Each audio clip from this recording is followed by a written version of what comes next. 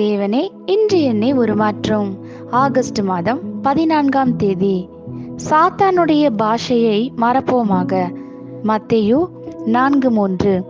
அப்பொழுது சோதனைக்காரன் அவரிடத்தில் வந்து, நீர் தேவனுடைய குமாரனே ஆனால் இந்த கல்லுகள் அப்பங்களாகும்படி சொல்லும் என்றான். வாசிக்க வேண்டிய பகுதி என்னாகமம் 13ஆம் அதிகாரம் 27 முதல் 33 வரை மற்றும் 14ஆம் அதிகாரம் 7 முதல் 9 வரை. அவர்கள் மோசேயை நோக்கி, நீர் எங்களை அனுப்பின தேசத்துக்கு நாங்கள் போய் வந்தோம். அது பாலும் தேனும் ஓடுகிற தேசம்தான். இது அதனுடைய கனி.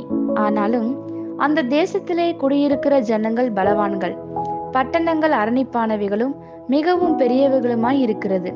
அங்கே ஏனாக்கின் குமாரரையும் கண்டோம். அமலேக்கியர் தென்புறமான தேசத்தில் குடியிருக்கிறார்கள். ஏத்தியரும் எபூசியரும் எமோரியரும் மலை நாட்டில் குடியிருக்கிறார்கள். கானானியர் கடல் அருகேயும் யோர்தான் அண்டையிலும் குடியிருக்கிறார்கள் என்றார்கள். அப்பொழுது காலேப் மோசேக்கு முன்பாக ஜனங்களை அமர்த்தி, நாம் உடனே போய் அதை சுதந்தரித்துக் கொள்வோம், நாம் அதை எளிதாய் ஜெயித்து கொள்ளலாம் என்றான். அவனுடைய கூட போய் வந்த மனிதரோ, நாம் போய் அந்த ஜனங்களோட எதிர்க்க நம்மாலே கூடாது, அவர்கள் நம்மை பார்க்கிலும் பலவான்கள் என்றார்கள். நாங்கள் போய் சுற்றி பார்த்து வந்த அந்த தேசம் தன் குடிகளை பட்சிக்கிற தேசம். நாங்கள் அதிலே கண்ட ஜனங்கள் எல்லாரும் மிகவும் பெரிய ஆட்கள். அங்கே ராட்சத பிறவியான ஏனாக்கின் குமாரராகிய ராட்சதரையும் கண்டோம். நாங்கள் எங்கள் பார்வைக்கு வெட்டு கிளிகளைப் போல இருந்தோம், அவர்கள் பார்வைக்கும் அப்படியே இருந்தோம் என்று சொல்லி, இப்படி இஸ்ரவேல் புத்திரருக்குள்ளே தாங்கள் சுற்றி பார்த்து வந்த தேசத்தை குறித்து துர்ச்செய்தி பரம்ப செய்தார்கள். இஸ்ரவேல் புத்திரரின் சமஸ்த சபையை நோக்கி, நாங்கள் போய் சுற்றி பார்த்து சோதித்த தேசம் மகா நல்ல தேசம். கர்த்தர் நம்மேல் பிரியமாய் இருந்தால் அந்த தேசத்திலே நம்மை கொண்டு போய் பாலும் தேனும் ஓடுகிற அந்த தேசத்தை நமக்கு கொடுப்பார்.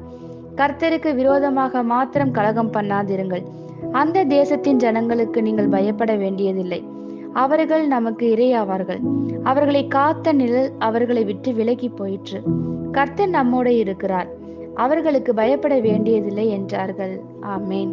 தேவனுடன் ஒரு மனிதன் கொண்டுள்ள உறவை துண்டிப்பதில் பிசாசனுடைய முக்கியமான வழி என்னவெனில், பாதுகாப்பின்மையும் பயத்தையும் கொண்டு வருவது. சந்தேகமும் பயமும் வெவ்வேறான காரியமல்ல. பயம் என்பது முழுமையாய் வளர்ந்த சந்தேகம். ஒரு விசுவாசியை தடுமாற செய்ய மாம்ச இச்சைகளை பயன்படுத்த முடியாத பொழுது அவன் சந்தேகத்தின் வார்த்தைகளை கொண்டு வருகிறான். பின்னர் சந்தேகங்களின் மேல் வாக்குவாதங்களை எழுப்பி அதை பயமாய் வளர்த்து விடுவான். ஆதியாகமம் 3ஆம் அதிகாரத்திலே ஏதேன் தோட்டத்திலே ஒரு தெளிவான சம்பவம் நடக்கிறது. சாத்தான் சந்தேகத்தை வாந்தி பண்ணுகிறான். அவன் சுவாசிப்பது, பேசுவது, வெளியேற்றுவது எல்லாம் பயம்தான். அவனே பயத்தின் ஆவி. தேவனுடைய வார்த்தை ஏவாள் சந்தேகப்பட செய்தான். அவன் மனித வர்க்கம் அனைத்தையும் மரண பயத்தின் கட்டிற்குள் வைத்திருக்கிறான்.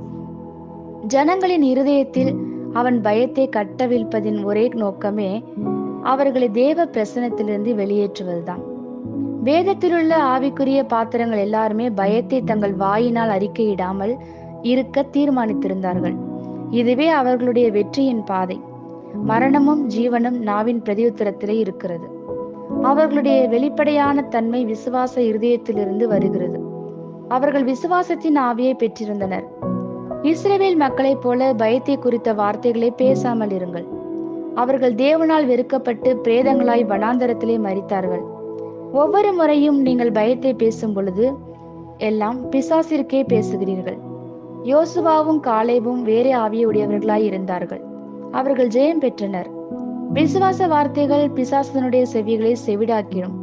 பிசாசு உங்களை சந்திக்க வரும்போது சந்தேகத்தை கொண்டு வந்தால் தேவனுடைய வார்த்தையை அறிக்கையிட்டு உங்கள் நிலையை அவனுக்கு உறுதியாய் வெளிப்படுத்துங்கள். ஆமேன். இந்த வார்த்தைகளினால் நீங்கள் ஆசீர்வதிக்கப்பட்டீர்கள் என்று நாங்கள் நம்புகிறோம்.